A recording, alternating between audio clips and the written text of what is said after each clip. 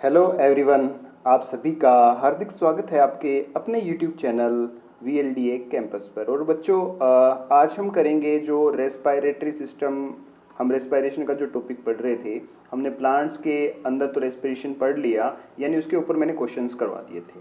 और आज हम थ्योरी समझेंगे कि जो रेस्पिरेशन का सिस्टम है एनिमल्स में, उसके ऊपर बात करेंगे। बिल्कुल पॉइंट टू पॉइंट बात करेंगे बच्चों, ठीक है।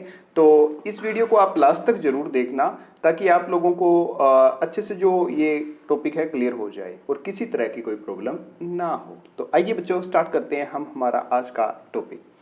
तो वेरी फर्स्ट हमने जो नाम लिया, हमने कहा कि रेस्पिरेशन इन एनिमल्स। तो एनिमल्स हैं, एनिमल्स को रेस्पिरेशन की ज़रूरत क्यों पड़ती है? क्यों? एनिमल्स हैं जो फूड इनटेक करते हैं, जो न्यूट्रिएंट्स खाते हैं, ठीक है, जो खाना वो खाते हैं, उस खाने से उनके अंदर जो न्यूट्रिशन का प्रोसेस होता है उससे ग्लूकोज मिलती है, ठीक है। और जब हम काम करते हैं, यानी हम सांस लेते हैं, तो वो भी एक तरह का हमारे शरीर के लिए काम है। तो उसके लिए बच्चों क्या है, एनर्जी की ज़रूरत होती है। और वो जो एनर्जी हमें मिलेगी वो रेस्पिरेशन के प्रोसेस से मिलेगी।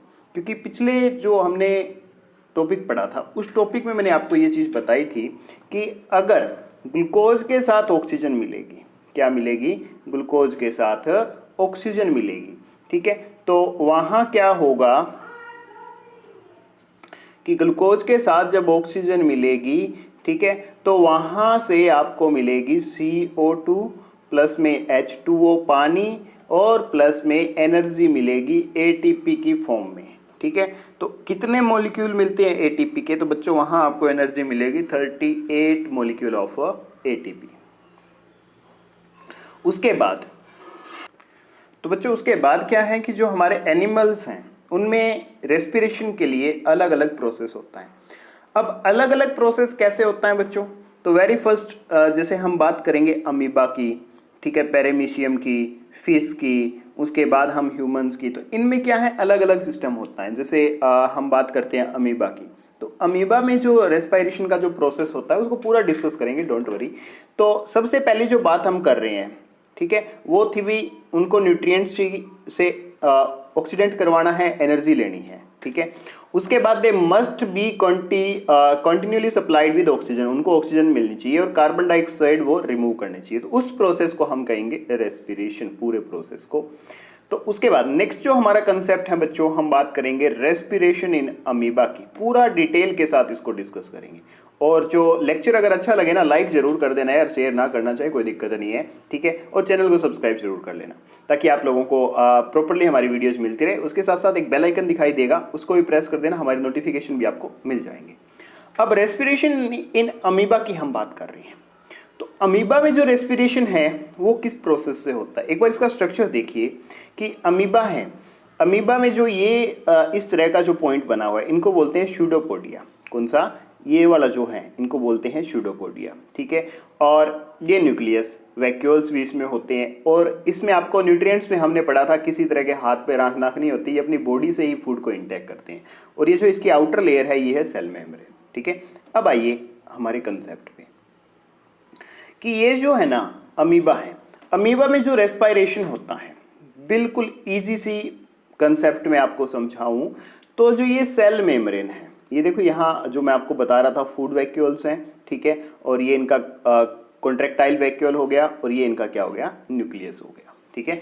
तो इसके बाद जो हम बात कर रहे हैं नेक्स्ट, कि ये जो ऑक्सीजन लेते हैं, तो ये यहाँ से जो आपको सेल मेम्ब्रेन मैंने बताई थी, उस सेल मेम्ब्रेन के थ्रू ऑक्सीजन लेते हैं, ठीक है। क्योंकि ये पानी में रहते हैं, वाटर में रहते हैं, ठीक है। तो वाटर में रहते हैं, तो वाटर में जो ऑक्सीजन डिजोल्व होती है वो सेल मेम्ब्रेन के थ्रू वाटर से इनकी बॉडी में डिफ्यूज हो जाती है। जैसे ही ऑक्सीजन इनकी बॉडी में डिफ्यूज होगी, तो ये अपना एनर्जी का जो प्रोसेस है, ऊर्जा प्राप्त करने का जो प्रोसेस है, उसको पूरा करेंगे। उसको पूरा करेंगे तो वहां से क्या निकलेगी? CO2। और ये जो CO2 जो निकलेगी ना बच्चों, ये CO2 ही इनकी सेल मेम्ब्रेन के थ्रू क्या आ जाएगी? बॉडी से बाहर आ जाएगी। तो अब जैसे इसको पूरा डिटेल में बता देता हूँ आपको, ठीक है। ये प्रोसेस तो मैंने आपको बता ही दिया। अब यहाँ से ये O2 लेंगे तो CO2 डिफ्यूज कर देंगे, इसी तरह से O2 लेंगे तो CO2 क्या कर देंगे? डिफ्यूज कर देंगे, बाहर निकाल देंगे। तो exchange of oxygen and carbon dioxide occurs through the plasma membrane, या इसको सेल मेम्ब्रेन भी बच्चों बोलते हैं, याद रखना। एक तो इसने कहा प्लाज्मा और एक इसको सेल मेम्ब्रेन भी बोलते हैं, ध्यान रख लेना भाई, ठीक है। अब ये मेम्ब्रेन होती कौन सी, एक बार फिर से आप लोगों को मैं दिखा देता हूँ, ठीक है। तो ये जो बाहर की जो लेयर है बच्चों, ये बाहर की जो लेयर है ब्लैक ब्लैक सी आपको दिख रही है, ये होती है सेल मेम्ब्रेन, ठीक है। सेल मेम्ब्रेन क्या करती है भाई, सेल मेम्ब्रेन का काम यही होता है इसमें कि जो जिन चीज़ों की रिक्वायरमेंट है, ये मेम्ब्रेन उन्हीं चीज़ों को बॉडी के अंदर जाने देगी, और जो इन्वायरमेंट, जो मटेरियल बॉडी में ज़्यादा हो चुके हैं, सब्सटेंस ज़्यादा हो चुके हैं, उनको ये क्या कर देगी, बाहर फेंक देगी। इसका काम ये है, यानी हानिकारक जो चीज़ें हैं वो बॉडी में नहीं आने देती। तो ध्यान से अब इस कंसेप्ट को पढ़िए। So in amoeba respiration takes place through its cell membrane, cell membrane के थ्रू होता है। सेल मेम्ब्रेन को प्लाज्मा मेम्ब्रेन भी बच्चों बोलते हैं, मैंने आपको कहा था प्लाज्मा मेम्ब्रेन को सेल मेम्ब्रेन भी बोलते हैं। Amoeba gets oxygen gas dissolved in surrounding water, amoeba जो अपने चारों तरफ वाटर है क्योंकि ये वाटर में रहता है, वाटर में रहता है, तो वाटर में जो ऑक्सीजन है ना, पानी में जो ऑक्सीजन है, उस ऑक्सीजन को क्या करेगा कि डिफ्यूज कर लेगा अपनी बॉडी में, यानी वो ऑक्सीजन इनकी बॉडी में डिफ्यूज हो जाएगी। डिफ्यूज का मतलब एंटर कर जाएगी, ठीक है। तो through plasma membrane by process of diffusion के द्वारा, तो in the body of the oxygen gas absorbed is used to break down the complex food material into simple material। तो जो इनकी बॉडी में ऑक्सीजन एंटर करेगी, तो एंटर करने के बाद जो इन्होंने फूड खाया है, इनटेक किया है, न्यूट्रिशंस को अपने अंदर लिया है, ठीक है, न्यूट्रिएंट्स को, तो उन न्यूट्रिएंट्स को क्या करेगी, ऑक्सीजन की हेल्प से ब्रेक डाउन करके वहां से एनर्जी प्राप्त करेगी, ठीक है, सिंपल फूड में तोड़ेगी। तो उसके बाद नेक्स्ट जो बात आती है बच्चों कि इनमें जो डिफ्यूजन का, हाँ अब क्वेश्चन आ जाए कि जो अमीबा है उनमें जो रेस्पिरेशन का प्रोसेस होता है, ठीक है, उसके दौरान ऑक्सीजन कैसे उनमें एंटर करती है, किस प्रोसेस से एंटर करती है, तो आप कहोगे बाय डिफ्यूजन। और अमीबा के अलावा कौन कौन से ऐसे ऑर्गेनिज्म हैं जिनमें रेस्पिरेशन का जो प्रोसेस है वो सेल मेम्ब्रेन से होता है। तो बच्चों नोट कर लेना, ऐसे जो एनिमल्स हैं वो हैं फिश, प्रावंस एंड मशल्स। सॉरी, एक बार फिर से रिपीट कर देता हूं बच्चों, क्या क्या है, एक तो है अमीबा हो गया, एक तो क्या हो गया, अमीबा हो गया, ठीक है। उसके बाद नेक्स्ट जो मैं बात कर रहा हूं पैरामीशियम हो गया, क्या हो गया, पैरामीशियम। और थर्ड जो मैं बात कर रहा हूं बच्चों, एक नाम आता है इसमें प्लेनेरिया, क्या आता है, प्लेनेरिया, ठीक है।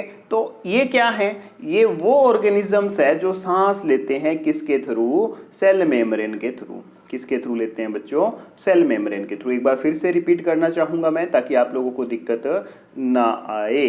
अमीबा, ठीक है, और क्या है, पैरामीशियम, ठीक है बच्चों। उसके बाद नेक्स्ट जो हम बात कर रहे हैं एक प्लेनेरिया होता है, क्या होता है, प्लेनेरिया। ये तीन तरह के ऑर्गेनिज्म है, तीन ऑर्गेनिजम्स हैं जो सेल मेम्ब्रेन से क्या लेते हैं, अपनी ऑक्सीजन को इंटेक करते हैं और इनमें रेस्पिरेशन का प्रोसेस होता है। ये बात मैंने आपको बताई थी और एक बार फिर से रिपीट कर देता हूँ कि अमीबा है, अमीबा जल में रहने वाला, वाटर में रहने वाला जीव है, और वो क्या करता है, वाटर में जो ऑक्सीजन डिजॉल्व होती है उस ऑक्सीजन को डिफ्यूजन के प्रोसेस के थ्रू सेल मेम्ब्रेन के थ्रू अपनी बॉडी में एंटर करता है, यानी ऑक्सीजन सेल मेम्ब्रेन के थ्रू डिफ्यूजन प्रोसेस से क्या है, अमीबा की बॉडी में एंटर करती हैं। उसके बाद जो उसने भोजन खाया है उसको क्या करती है, वो उसका ब्रेक डाउन करती है, वहां से इसको एनर्जी मिलती है एटीपी की फॉर्म में, और उस एनर्जी को अमीबा क्या करता है भाई, अपने जो काम है, खाने पीने का प्रोसेस है, ठीक है, रेस्पिरेशन है या कोई और फंक्शंस है, उनमें उनको क्या करता है, यूटिलाइज करता है। और मैंने आपको बता दिया सेल मेम्ब्रेन कौन सी है, ये जो बाहर आपको लाइन सी दिख रही है ये क्या है, सेल मेम्ब्रेन है भाई, ठीक है, ध्यान रख लेना, ये वाली जो है ये क्या है, आपकी सेल मेम्ब्रेन है। इतनी बात समझने के बाद अब हम बात करेंगे किसकी, फिश की, कि जो रेस्पिरेशन का जो प्रोसेस है वो फिश में कैसे होता है। तो बच्चों जैसे मैंने कहा कि कुछ ऑर्गेनिजम्स हैं, जैसे हमने वहाँ बात की अमीबा, पैरामीशियम, प्लेनेरिया की, उसी तरह से फिश के साथ कुछ एनिमल्स और हैं, जैसे फिश हो गया, ठीक है, और उसके बाद एक प्रावंस हो गई, ठीक है। ये नाम याद रख लेना भाई, यहाँ से क्वेश्चन पूछे जाएंगे, आपसे ये नहीं पूछेगा रेस्पिरेशन क्या होता है, सिर्फ ये चीज़ें पूछी जाती है। उसके बाद एक म्यूसेल्स हैं, ठीक है।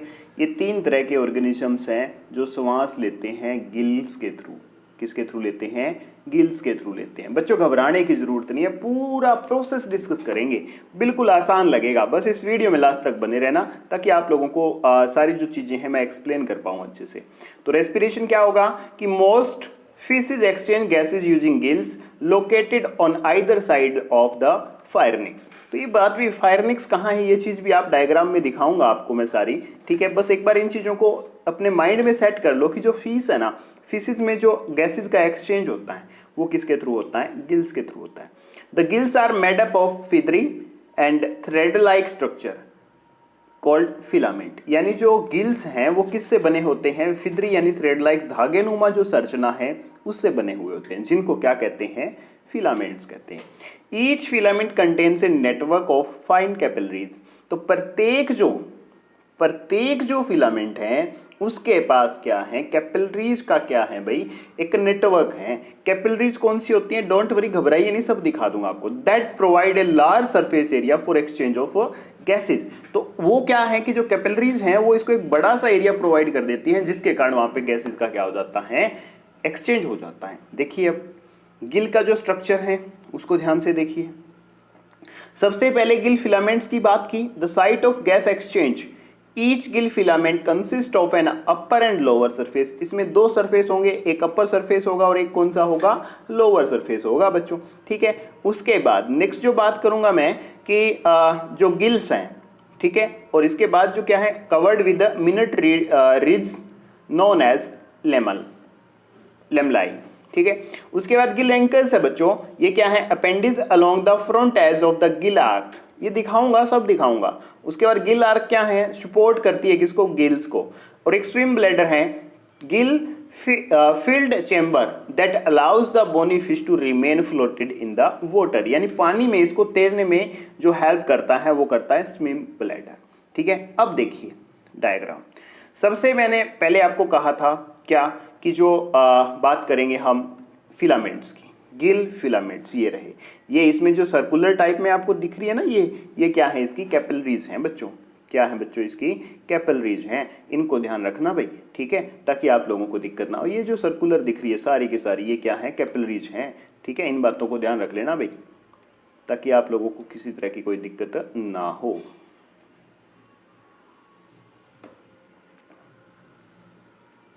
ठीक है ना बच्चों, इन बातों को जरूर ध्यान रखना भाई। जो ये सर्कुलर दिख रही है ये क्या है? कैपिलरीज हैं आपकी। उसके बाद गिल आर्क, ये जो दिख रहा है ये क्या है? गिल आर्क। और ये जो इसका फ्रंट है ये इसके अंदर दिख रहा है, जो ये है गिल रैंकर्स, ठीक है। और ये भी क्या है आपका? यहाँ देखो इसके नीचे दिख रहा है, जो ये अलग से सरफेस करके दिखाया था, और ये जो नीचे व्हाइट व्हाइट वाला दिख रहा है ये गिल आर्क है। इसके आगे जो ये ब्लैक ब्लैक सी थोड़ी थोड़ी दिख रही है आपको, ठीक है, ये क्या है? ये गिल रैंकर्स हैं। उसके बाद ये जो दिख रहे हैं सर्कुलर आपको सरफेस दिख रहा है जो, ठीक है, बिल्कुल रेड वाला जो सरफेस दिख रहा है इसको हम बोलेंगे गिल फिलामेंट, ठीक है ना बच्चों, समझ आ गई बात। उसके बाद जो गिल फिलामेंट है इसके लिए भी कुछ बातें मैंने आपसे और की थी कि जो आपके गिल फिलामेंट्स है इसमें क्या है? कैपिलरीज होती हैं। तो ये देखो, ये जो मैंने बताई थी आपको सर्कुलर है, ये क्या है? आपकी लेमेलर विद कैपिलरीज नेटवर्क। यहाँ कैपिलरीज का क्या है? इसके अंदर नेटवर्क है, ठीक है। और ये क्या है? अर्टरीज हैं। और ये रेड वाली क्या है? इनकी वीन्स हैं, ठीक है। अर्टरी हिंदी में धमनी बोलते हैं, ठीक है। वीन्स को बोलते हैं जो आपकी नाड़ियाँ होती हैं, केशिकाएं, ठीक है, वो बोलते हैं। ध्यान रख लेना बच्चों इन चीज़ों को। उसके बाद इनमें प्रोसेस कैसे होगा, ठीक है, मैकेनिज्म क्या है गैसेस का? ध्यान से देखिए। Large surface area for gases exchange, कि इसमें जो एरिया है वो क्या है? गैसेस के एक्सचेंज करने का वो क्या है? ज़्यादा है। तो heart pump blood directly to gills. Heart है वो क्या करेगा? ब्लड को पंप करेगा गिल्स के पास, ठीक है। From where oxygenated blood is carried to all, वहाँ पे जो ऑक्सीजन युक्त ब्लड है वो सारा वहाँ आ जाएगा। उसके बाद है ventilation is brought about by combined action of mouth and gills ओपरकुला।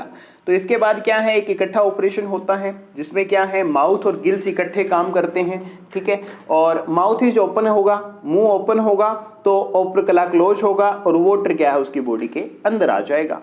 And the mouth close होगा, और जब ओपरकुला ओपन होगा तो जो वाटर बॉडी में आया है, ठीक है, वो वाटर को किसके पास लेके आएगा? फिरनिक्स के पास लेके आएगा थ्रू द गिल स्लाइड्स। यानी ये जो पूरा का पूरा जो स्ट्रक्चर दिख रहा है आपको, ये क्या है? आपका फायरनिक्स है जी। ठीक है, तो सबसे पहली बात क्या पढ़ी हमने कि जो फिश है, फिश के अंदर जो लार्ज सरफेस एरिया होगा गैसेस के एक्सचेंज के लिए, हार्ट पंप करेगा ब्लड को, ब्लड में क्या होगी ऑक्सीजन, और ब्लड कहाँ आएगा हार्ट से, गिल्स के पास, और जो इसके बाद जैसे ही ये मुंह ओपन करेगी तो वाटर इसके मुंह में चला जाएगा और ओपर्कुला उस टाइम क्या होंगे, क्लोज्ड होंगे। जैसे ही ओपर्कुला ओपन होगा तो वाटर फायरनिक्स के पास चला जाएगा और इसका जो प्रोसेस है ऑक्सीजन लेने का वो स्टार्ट हो जाएगा और फिर ये क्या करेगा, वापिस जो कार्बन डाइऑक्साइड है उसको छोड़ देगी। ठीक है जी। तो अब क्वेश्चन पूछ ले कि जो फिश हैं उनके में रेस्पिरेशन का जो प्रोसेस है वो किसके थ्रू होता है, तो आप कहोगे गिल्स के थ्रू होता है। ठीक है, अब बात करेंगे बच्चों ह्यूमन रेस्पिरेटरी सिस्टम की। तो ह्यूमन में जो रेस्पिरेशन का जो प्रोसेस होता है बच्चों वो लंग्स के थ्रू होता है, फेफड़ों के थ्रू होता है। When you breathe out your ribs moves in and downward. जब आप क्या करते हो, ऑक्सीजन कार्बन डाइऑक्साइड को बाहर छोड़ते हो तो आपके जो रिब्स है, रिब्स का मतलब जो ये आंतड़ियाँ दिख रही हैं ये क्या है, अंदर की तरफ थोड़ी सिकुड़ जाती हैं और नीचे की तरफ झुक जाती हैं। This time your diaphragm moves upward. उस टाइम आपका जो डायफ्राम है, ये जो दिख रहा है ना, ये देखो रेड रेड सी जो लाइन दिख रही है आपको जिस पे एरो लगा हुआ है, बच्चों ध्यान से देख लो। ठीक है, इसको क्या बोलते हैं, डायफ्राम बोलते हैं। क्या बोलते हैं भाई, डायफ्राम बोलते हैं, ध्यान रख लेना इस चीज को। ठीक है, उसके बाद this cause your chest to become smaller. तो जिस टाइम आप सांस छोड़ोगे उस टाइम क्या है, आपकी जो चेस्ट है थोड़ी सी स्मॉलर हो जाएगी। जिस टाइम फौज में जाते हो ना, कहते हैं कि 86 सेंटीमीटर 85 सेंटीमीटर चेस्ट क्या होनी चाहिए, एक्सपेंड होनी चाहिए। एक्सपेंड का मतलब कि आप सांस भर के उसको फुलाओ। ठीक है, वो होता है। तो ये चीज़ समझ आनी चाहिए, थोड़ा सा डिफरेंस आपको पता होना चाहिए कि जब आप सांस अंदर लोगे, सांस ऑक्सीजन अंदर लोगे तो उस टाइम आपकी चेस्ट है वो एक्सपेंड होगी, फूलेगी, और जब आप कार्बन डाइऑक्साइड को छोड़ोगे उस टाइम वो आपकी जो चेस्ट है वो क्या है, सिकुड़ जाएगी। ठीक है, तो ध्यान से देखो, दिस कॉज योर चेस्ट। अब नेक्स्ट जो पॉइंट है आपका थर्ड वो देखिए, this cause your chest to become smaller and the air that has carbon dioxide in it is forced out of your lungs. कि आपके लंग्स में जो कार्बन डाइऑक्साइड है वो क्या है, बाहर फेंक दी जाए। ठीक है, उसको बाहर एक्सहेल कर दिया जाए। अब इसमें ब्रीथिंग की भी हमें ज़रूरत पड़ती है। ब्रीथिंग की क्या ज़रूरत पड़ती है भाई, ब्रीथिंग का एक प्रोसेस है जिसमें हम ऑक्सीजन को इनटेक करते हैं और कार्बन डाइऑक्साइड को छोड़ते हैं। तो during inhalation the diaphragm, during inhalation, ठीक है, जब हम सांस लेते हैं तो डायफ्राम क्या होता है, कंट्रैक्ट्स होता है, and the rib cage rise up, और जो रिब केज है वो क्या है, ऊपर की तरफ उठ जाते हैं। ठीक है ना, ये देखो, ये आपका डायफ्राम क्या होता है, कंट्रैक्ट होता है। ठीक है, और this expends the volume of chest cavity. इसके कारण जो आपकी चेस्ट कैविटी है वो क्या है, एक्सपेंड हो जाती है, फुलाव में आ जाती है।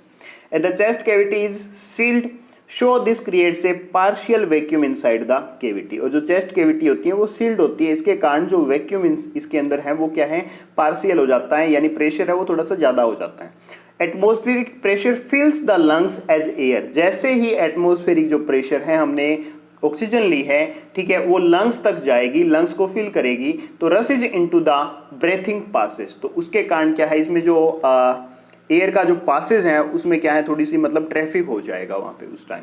ठीक है, उसके बाद नेक्स्ट जो बात कर रहे हैं कि ब्रीथिंग का जो मैकेनिज्म मैंने आपको बताया। ठीक है, मैकेनिज्म आपको समझ आया होगा। मैकेनिज्म का मतलब जब हम ऑक्सीजन अंदर ले रहे हैं तो उस टाइम का प्रोसेस आपको पता चल गया। अब इसमें ऑक्सीजन कहाँ कहाँ से कैसे जाती हैं वो चीज़ें समझिए आप। जैसे जब हम सांस लेते हैं तो ये बात पढ़ ली, डायफ्राम कंट्रैक्ट करता है, ये चीज़ भी हमने पढ़ ली। और चेस्ट कैविटी में जो वॉल्यूम है एयर का वो क्या हो जाता है, इंक्रीज हो जाता है। ड्यू टू दिस चेस्ट क्या हो जाएगी, एक्सपेंड हो जाएगी, और लंग्स में क्या हो जाएगा, जो प्रेशर है एयर का वो क्या हो जाएगा, इंक्रीज हो जाएगा भाई जब सांस लेंगे। ठीक है, थोड़ा सा इस चीज़ को ध्यान रखना। एंड द कॉन्ट्रैक्शन पुश, और जिस टाइम ये ज़्यादा होगा प्रेशर तो वो क्या करेगा कि जो एयर है उसको क्या करेगा, लंग्स के अंदर ट्रेकिया की तरफ जाएगा, ट्रेकिया यानी ट्रेकिया से नोस्ट्रिल, और फिर क्या हो जाएगी, आउटसाइड हो जाएगी कार्बन डाइऑक्साइड। यानी लंग्स के अंदर से ऑक्सीजन लंग्स में यानी ट्रेकिया में जाएगी, ट्रेकिया से वो नोस्ट्रिल्स के पास आएगी, और वहाँ से हमारी बॉडी के से कार्बन डाइऑक्साइड क्या हो जाएगी, आउट हो जाएगी। ये आपका एक्सेलेशन का प्रोसेस है। एक बार फिर से डिस्कस करेंगे, डोंट वरी, पूरे डाउट दूर करूंगा यार, टेंशन ना लो, बस वीडियो को लास्ट तक जरूर देख लेना ताकि आप लोगों के सारे डाउट दूर हो जाए। अब जो यहाँ लिखा है ना इंस्पायरेशन, इसको कहते हैं इनहेलेशन। ठीक है, जब इनहेल करते हैं एयर को, ये चीज़ बोलते हैं। इसमें क्या होगा कि जब ऑक्सीजन यहाँ से अंदर जाएगी, यहाँ से, ठीक है, उस टाइम क्या होगा, डायफ्राम है वो नीचे की तरफ आ जाएगा, डायफ्राम कॉन्ट्रैक्ट हो जाएगा, फुलाव में आ जाएगा, और ये रिब केसेस है थोड़े से ये भी एक्सपेंड हो जाएंगे, ठीक है, बाहर की तरफ आ जाएंगे। तो यहाँ ध्यान से पढ़िए, the overall increase in thoracic volume cause a similar increase in pulmonary volume, यानी जब एयर अंदर जाएगी, ठीक है, तो जो एयर का जो प्रेशर है वो इंक्रीज हो जाएगा, and increase in pulmonary volume decrease the intrapulmonary pressure to less than the atmospheric pressure. इसके कारण जो प्रेशर है, अंदर का जो प्रेशर है वो एटमॉस्फेरिक प्रेशर से क्या हो जाएगा, कम हो जाएगा, यानी जो ऑक्सीजन लेगी, ठीक है, उसके कारण जो इंटरनल जो प्रेशर है वो कम हो जाएगा और बाहर का प्रेशर ज़्यादा रहेगा। तो जो एयर है वो आगे की तरफ मतलब जाएगी, ठीक है, लंग्स में जाएगी, लंग्स के अंदर से ऑक्सीजन तो ब्लड के थ्रू चली जाएगी पूरी बॉडी में, ठीक है, और जो कार्बन डाइऑक्साइड है वो नोस्ट्रिल्स के थ्रू क्या आ जाएगी, बाहर आ जाएगी, और वो प्रोसेस है एक्सपीरेशन का यानी एक्सहेलेशन का। This leads to an increase in intrapulmonary pressure slightly above the atmospheric pressure causing the expulsion of air from the lungs, कि जैसे ही ऑक्सीजन ब्लड में जाएगी, ठीक है, और जहां मतलब लंग्स में फिर कार्बन डाइऑक्साइड ज़्यादा हो जाएगी, और ऑक्सीजन अगर ब्लड में चली गई तो वहां जो प्रेशर है, बाहर की एयर का प्रेशर क्या हो जाएगा, कम, कार्बन डाइऑक्साइड का प्रेशर क्या हो जाएगा, ज़्यादा। बाहर का प्रेशर कम होगा तो कार्बन डाइऑक्साइड क्या आ जाएगी, नोस्ट्रिल्स के थ्रू बाहर आ जाएगी। बच्चों ये बात भी समझ आ गई होगी। अब ह्यूमन रेस्पिरेटरी सिस्टम है, उसका जो फंक्शंस है वो क्या है देख लो।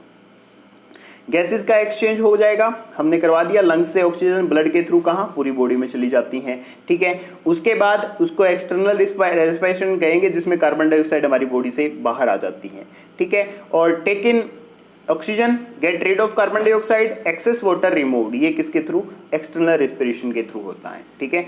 उसके बाद बच्चों नेक्स्ट हैं कि जो हमारी बॉडी में ऑर्गन्स हैं जो रेस्पिरेशन के लिए रिस्पॉन्सिबल है, वो कौन से है, सबसे पहले लायरनिक्स की बात करेंगे। एयर पास करेगी और लायरनिक्स एंड डाउन द ट्रेकिया। अब ये जो है ये आपका लायरनिक्स है, ठीक है, ये क्या है आपका लायरनिक्स है, और ये जो है ये क्या है भी आपका ट्रेकिया है, ठीक है, ये वाला जो दिख रहा है पूरा, ठीक है। ये क्या करेगा, wind pipe cartilage reinforce tube extended from larynx to bronchi, ठीक है। ये क्या करती हैं भाई, लायरनिक्स से लेके कहाँ तक है, ये ब्रोंची तक है। ब्रोंची कहाँ है भाई, ये वाला, ये जो दिख रहा है आपको, ठीक है, यहाँ तक है ये वाला, समझ आ गई बात। A wall thin walled branch of a bronchus, यानी ये क्या है, जिसमें एक पतली वॉल होगी, ब्रांचेज होगी, किसकी, ब्रोंचस की। ब्रोंचस क्या होते हैं वो यहाँ देखो भाई, one of the two primary division of the trachea that leads into the lungs, यानी इसने क्या कहा, one of the two primary, यानी दो प्राइमरी डिविजन्स हैं, उनमें ट्रेकिया क्या एक है जो क्या है, लीड्स करता है इनटू लंग्स, यानी लंग्स के पास ऑक्सीजन को लेके जाता है, ये वाला भाई, और ये आपके क्या हो गया, लंग। ये वो ऑर्गन है जहां पे एक्सचेंज होगा गैसेस का ब्लड के साथ, यानी ऑक्सीजन है वो ब्लड में चली जाएगी और कार्बन डाइऑक्साइड आपकी नोस्ट्रिल्स के थ्रू क्या आ जाएगी, बाहर आ जाएगी बच्चों, ठीक है। उसके बाद नेक्स्ट जो प्रोसेस होता है बच्चों वो एल्वियोली में होता है, एल्वियोली में, ठीक है। यहाँ क्या होता है, ध्यान से पढ़ो इस चीज को भाई, बड़ी इंपॉर्टेंट है। Cluster of air sacs that are the site of gas exchanges for the human body. तो ये जो साइट्स है यहाँ पे गैसेस का क्या होता है, फिर से एक्सचेंज होता है, जब ऑक्सीजन के अंदर न्यूट्रिशन के साथ जब मिलके एटीपी बनाती है तो वहाँ कार्बन डाइऑक्साइड बनती है, तो उसका एक्सचेंज यहाँ से होता है, और यहाँ से होने के बाद वो कार्बन डाइऑक्साइड क्या है, फिर से हमारी नोस्ट्रिल्स के थ्रू बाहर आ जाती हैं बच्चों। तो ये था ह्यूमन रेस्पिरेटरी सिस्टम, ठीक है। एक बार फिर से रिपीट कर देता हूँ मैं कि सबसे पहले ऑक्सीजन नोस्ट्रिल्स के थ्रू, लायरनिक्स के थ्रू होती हुई, ठीक है, कहाँ, ट्रेकिया के अंदर एंटर करेगी और यहाँ से लंग्स में जाएगी, ठीक है। लंग्स के अंदर ऑक्सीजन कहाँ चली जाएगी कि जो ऑक्सीजनेटेड हमारा ब्लड है, ठीक है, वो ब्लड क्या करेगा, ऑक्सीजन को लेके चला जाएगा और कार्बन डाइऑक्साइड यहाँ से बाहर चली जाएगी। और ये जो ब्रोंचेज हैं, ब्रोंचेज क्या है, ब्रोंचेज एल्वियोली की तक अपना जो ऑक्सीजन है वो पहुँचाती हैं, और उसके बाद यानी उसका जो ऑक्सीजन है, ऑक्सीजन क्या करती है, ग्लूकोज का ऑक्सीडेशन करती है, वहाँ से कार्बन डाइऑक्साइड गैस और एनर्जी निकलती है, तो एनर्जी तो माइटोकॉन्ड्रिया में स्टोर हो जाएगी, और जो कार्बन डाइऑक्साइड है वो नोस्ट्रिल्स के थ्रू क्या आ जाएगी बच्चों, बाहर आ जाएगी, ठीक है। उसके बाद ये फिनोमिना कैसे होता है कि जो ब्लड है, ब्लड में ऑक्सीजन कैसे जाती है, बड़ा इंपॉर्टेंट है जी, ध्यान से पढ़ना कि blood living lungs high in oxygen, यानी जो ब्लड है ऑक्सीजन जो लंग्स में ज़्यादा होगी उसको ब्लड में लंग्स छोड़ देंगे, and blood entering lungs high in carbon dioxide, और जो ब्लड लंग्स में एंटर करता है उसमें क्या है, कार्बन डाइऑक्साइड क्या होती है, ज़्यादा। यानी ब्लड है, ब्लड में कार्बन डाइऑक्साइड ज़्यादा होगी। जब ये लंग्स के पास लेके आएगा तो लंग्स क्या करेगा, ऑक्सीजन युक्त ब्लड को आगे भेज देगा, ठीक है। बाकी का जो ब्लड है हार्ट के पास वापस आ जाएगा, ठीक है ना। जो वीन्स है, वीन्स के थ्रू हार्ट के पास क्या आ जाएगा, वापस आ जाएगा। हार्ट उसको पंप करेगा और वहाँ से फिर, मतलब आपने ये चीज़ तो पढ़ी है भी, जैसे हमारा हार्ट है, हार्ट 4 चैम्बर्ड होता है। 2 चैम्बर में कार्बन डाइऑक्साइड वाला ब्लड होता है, 2 में ऑक्सीजन वाला ब्लड होता है, ठीक है। और जो हार्ट है, हार्ट में 2 तरह से 2 बार ब्लड क्या होता है, सर्कुलेट होता है। तो ये चीज़ मैं आपको हार्ट वाले टॉपिक में करवाऊंगा, डोंट वरी। तो सबसे पहली बात ब्लड की चल रही है, हम ब्लड वाला कंप्लीट कर लेते हैं, ठीक है। तो ये क्या कहता है कि oxygen carried mainly by haemoglobin in RBC, कि जो ब्लड है, ब्लड में हीमोग्लोबिन नाम का पिगमेंट होता है, वो क्या करता है, ऑक्सीजन को लेके आता है आरबीसी के अंदर, ठीक है। और जो कार्बन डाइऑक्साइड है वो डिसॉल्व होगी किसमें, ब्लड प्लाज्मा में। समझ गए बच्चों। तो ये चीज़ है भाई, बाकी ब्लड का मैं पूरा टॉपिक करवा दूंगा आपको। एक बार सिर्फ ये चीज़ें करवा रहा हूँ ताकि आप लोगों को दिक्कत ना आए, आप लोगों को थोड़ा थोड़ा साइंस के बारे में पता चल जाए, फिर हम एक एक टॉपिक को बिल्कुल बारीकी से पकड़ लेंगे, डोंट वरी। बस एक बार 10th के हिसाब से करवा रहा हूँ, जो 10th क्लास में के अकॉर्डिंग आपका सिलेबस आना है उसके हिसाब से। फिर एडवांस वाला +1 2 वाला भी करवा दूंगा, don't worry.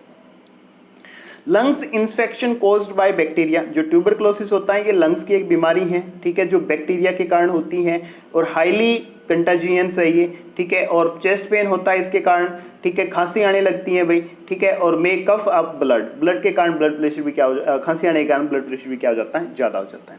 May cause extensive squaring in the upper lobes of the lungs, और जो लंग्स के ऊपर वाले जो लोब्स हैं उनमें भी क्या है, प्रॉब्लम हो जाती है, वो भी एक्सटेंड होने लग जाते हैं। तो ट्यूबरक्लोसिस के कारण ये प्रॉब्लम हो जाती है बच्चों, ध्यान रख लेना, ठीक है। और ये एक तरह की वो बीमारी है जो आपके लंग्स को पूरी तरह से इफेक्टेड करती है। तो ये थी आज की वीडियो बच्चों, ठीक है।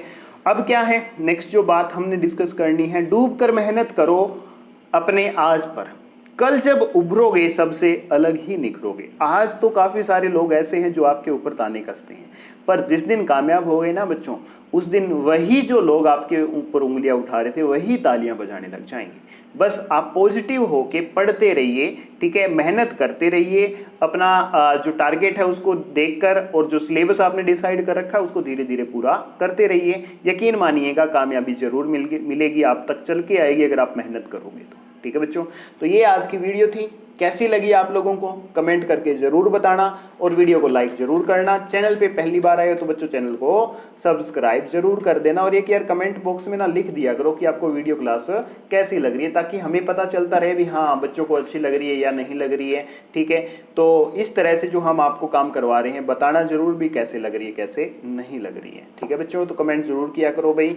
उसके साथ साथ वीडियो को लाइक भी करना है, चैनल को सब्सक्राइब भी करना है और चैनल का लिंक है वो अपने दोस्तों के साथ शेयर भी करना है। और एक छोटी सी बात और, जिन बच्चों को स्टडी मटेरियल चाहिए वो डिस्क्रिप्शन से हमारी टीम को मैसेज करें, टीम आपको हमारे जो टेलीग्राम ग्रुप है उसमें ऐड कर देगी और वहां आपको हमारा प्रॉपरली स्टडी मटेरियल मिलता रहेगा। और बच्चों घबराने की जरूरत नहीं है, जो मैं आपको स्टडी मटेरियल प्रोवाइड करूंगा, नोट्स आपको 10th क्लास के प्रोवाइड करूंगा और जो क्वेश्चंस हैं वो मैं आपको नीट लेवल तक के प्रोवाइड कर दूंगा। आप प्रैक्टिस करने वाले बनो, ठीक है, मटेरियल की आपको कमी नहीं आने दूंगा, ठीक है ना। तो ये चीज़ ध्यान रखना भाई, सारा जो मटेरियल है बिल्कुल अच्छा आपको दिया जाएगा। पढ़ने वाले बनो यार, मेहनत करने वाले बनो, स्टडी मटेरियल की मैं कमी नहीं आने दूंगा, ठीक है बच्चों।